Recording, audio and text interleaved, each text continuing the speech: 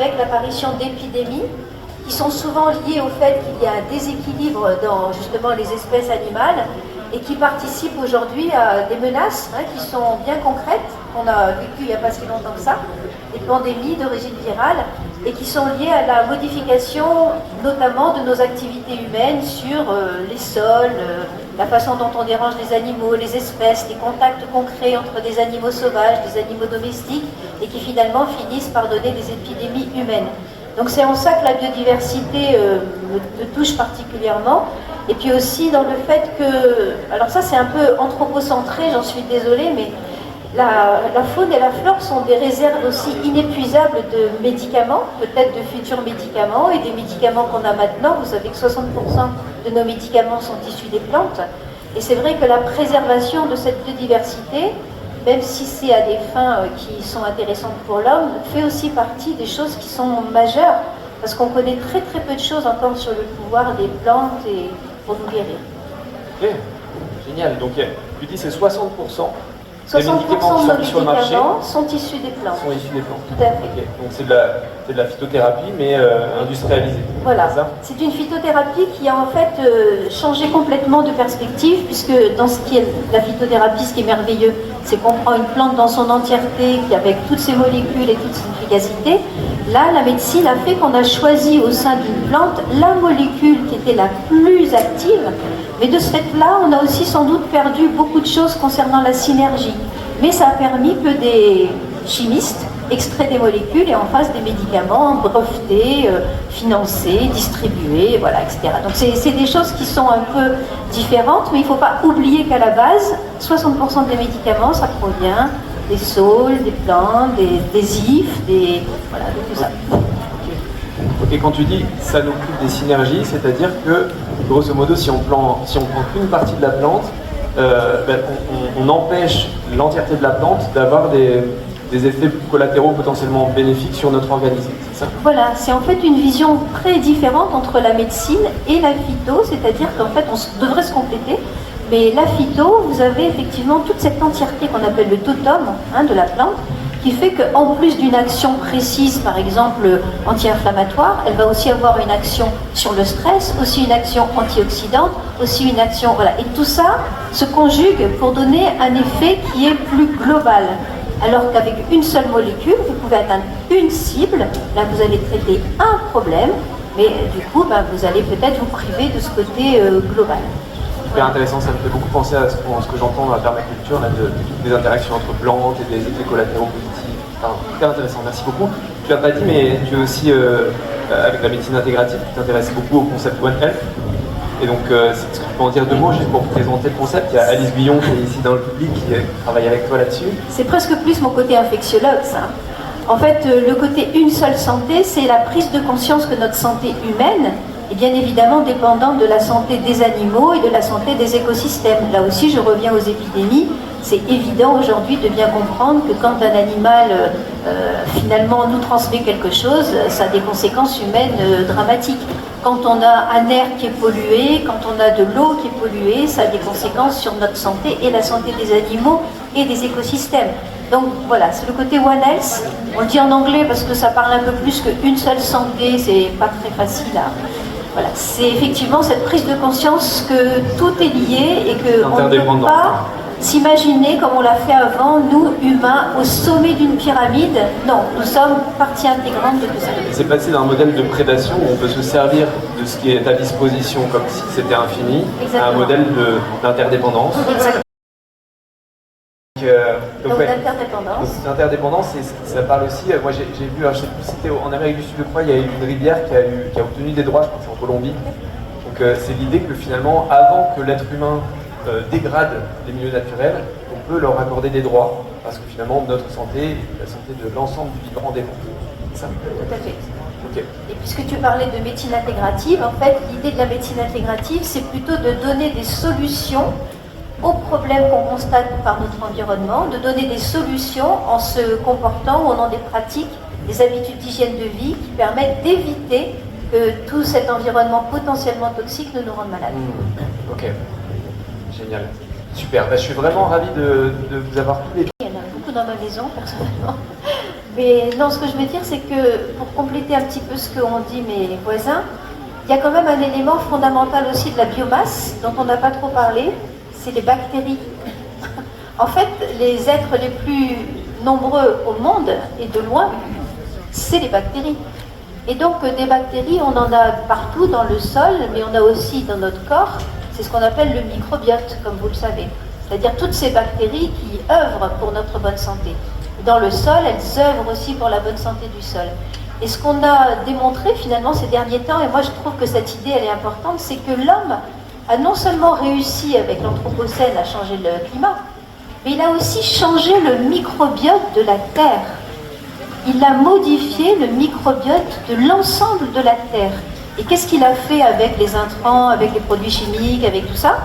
Il a fait qu'on a maintenant une diversité bactérienne qui est moindre, il y a moins de types d'espèces, il y a moins d'équilibre, ce qui permet à la fois à la Terre d'être en mauvaise santé et à l'homme d'être en mauvaise santé. Donc en fait, on a réussi aussi à perturber tout cet équilibre bactérien qui était la base de la biomasse. C'est hyper intéressant ce que tu dis. Est-ce que tu peux donner des exemples de dégradation de la santé, de la nature ou de l'humain, du fait de cette perturbation de l'équilibre des spécialistes du sol, il y en a à côté de moi. Je parle par exemple des documentaires qu'on voit avec les bourguignons qui montrent bien comment les sols sont dévastés aujourd'hui, parce qu'il n'y a plus du tout donc tous ces petits animaux qui eux-mêmes donc ont besoin d'un microbiote équilibré pour vivre. Mais après, sur le plan humain, ce qui est très intéressant, c'est de voir aujourd'hui le lien qu'on a fait entre notre microbiote et toutes les maladies chroniques qui explosent aujourd'hui. Avant, on va dire il y a 100 ans, 150 ans, on mourait plutôt de maladies infectieuses. C'est vrai qu'on a quand même fait des progrès de ce côté-là, mais aujourd'hui, on a un microbiote qui est devenu pauvre, qui est devenu pas en capacité de nous défendre contre beaucoup de choses, et on développe des maladies auto-immunes, les enfants sont de plus en plus malades, des cancers, des maladies inflammatoires chroniques, etc. Et ça, c'est en grande partie lié au fait que notre microbiote a été modifié par notre environnement. Okay. Donc ce que tu dis, c'est que comme on perd de la diversité dans notre microbiote, on est moins résilient face aux potentielles maladies qui nous viennent, donc on a moins d'immunité. C'est bien ça? Ok, wow. Alors ce qu'il faut savoir aussi, merci, parce que c'est un élément très très important, c'est qu'il faut imaginer une terre qui est abîmée, combien de temps elle mettrait à se régénérer et à redevenir naturelle, équivalente à la terre qu'on trouve dans une forêt primaire. Eh bien, il faut 10 000 ans. 10 000 ans pour qu'un sol se régénère. Pour qu'un sol se régénère, il faut 10 000 ans. À l'identique de ce qu'il était au départ.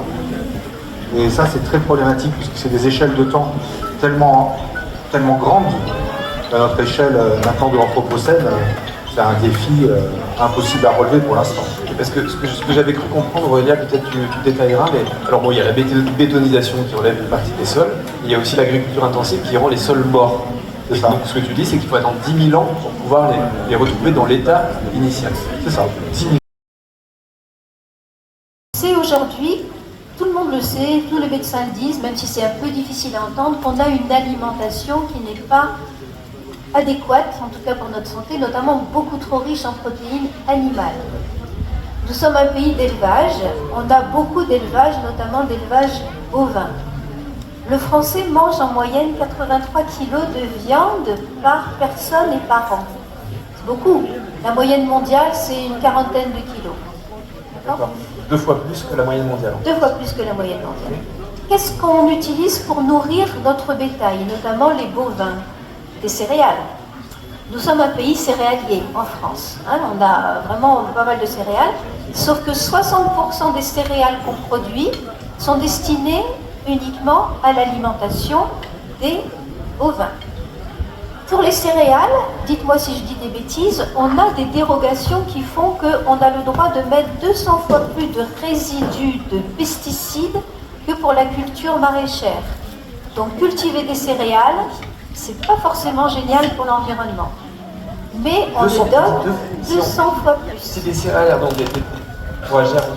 destinées aux animaux d'élevage? Non, à tout le monde. À tout le monde. Les céréales, il y a 200 fois plus plus de résidus de pesticides dedans que de maraîchage.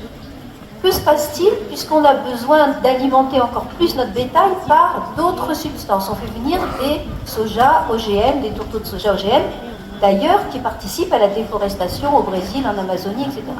Donc vous voyez que pour nourrir ce bétail, on est obligé à la fois de consommer beaucoup de pesticides et de faire venir des substances qui ne sont pas forcément excellentes pour l'environnement. En plus, ce bétail, on le traite, et on le traite beaucoup par antibiotiques. En plus, il fabrique du méthane. En plus, il consomme énormément d'eau. Donc ça, c'est typiquement un exemple de One Health, c'est-à-dire une seule santé. Comment est-ce qu'on peut réfléchir à préserver la biodiversité en ayant une action simple qui est de modifier son alimentation finalement. Voilà. Donc ça, je pense qu'il faut vraiment dire qu'au quotidien, on a tous un rôle à jouer sur la biodiversité. On va y venir plus vers la fin, mais donc déjà tu donnes un élément de réflexion, c'est dans nos choix alimentaires. Par exemple, manger moins de produits alimentaires carnés, ça peut déjà avoir un impact important parce qu'il y a toute une chaîne de fonctionnement. Tu parlais d'adaptation tout à l'heure, Aurélia, c'est vraiment ce que je comprends bien, c'est l'adaptation. On voit un problème, on donne des antidotes aux animaux pour qu'ils n'aient pas de maladie et qu'on puisse les consommer. Et donc 200 fois plus, moi je retiens ce chiffre, 200 fois plus de résidus de pesticides pour les productions céréalières. Donc un impact sur les sols, sur la biodiversité des sols, etc., qui est bien plus important que sur du maraîchage, des légumes, etc. Ok. En fait, qui me disent ça. J'entends beaucoup de gens qui me disent ouais, la biodiversité c'est super important. Moi j'ai mis des plantes sur mon balcon. Non, mais tu as compris, avec tout ce qu'on a dit aujourd'hui, que la biodiversité c'est très vaste. En fait, toutes nos actions peuvent avoir un impact sur la biodiversité. Donc c'est pas seulement les plantes que j'ai autour de mon balcon. C'est comment je me nourris, comment j'achète, comment je vis, comment je dors, Voilà. C'est vraiment quelque chose, comme disait Aurélia, de systémique. Il faut comprendre cette notion de système. C'est très important. Et puis le respect, et puis la cohérence. Voilà. Moi, je trouve ces trois mots qui peuvent nous donner une orientation sur comment on peut essayer d'améliorer les choses. C'est en respectant, en étant cohérent et en essayant de faire. Ok. De considérer finalement le système tout entier, les interdépendances. Ok, merci beaucoup. Je vous remercie tous les trois. Merci à vous d'avoir été là. Je retiens plusieurs choses. Je retiens notamment mettre de la biodiversité dans notre flore intestinale, dans le monde et dans notre assiette. Je retiens aussi voir le beau, ce que tu as dit Aurélia tout à l'heure. Focaliser sur le végétal, la nature qui est autour de nous et passer du temps avec ça. Je retiens aussi l'idée qu'a soumise Sandrine, mais qui était venue dans nos échanges, d'avoir des gens avec qui vivre cette interdépendance pour partager les objets dont tu parlais, Véronique, pour ne pas acheter chacun notre truc. Donc avoir des groupes d'humains qui partagent cette envie et puis s'engager. Et puis s'engager, que les scientifiques s'engagent, qu'ils ne gardent pas forcément de neutralité, qu'ils s'engagent et puis qu'il y ait peut-être un engagement aussi citoyen au niveau politique, parce que c'est là que se font les choix, pour les règles, pour les lois, qui vont gouverner, qui vont présider aux choix, qui vont finalement avoir de l'impact ou moins sur les conditions de vie sur Terre. Je vous remercie beaucoup à tous les trois. Merci. Merci à vous.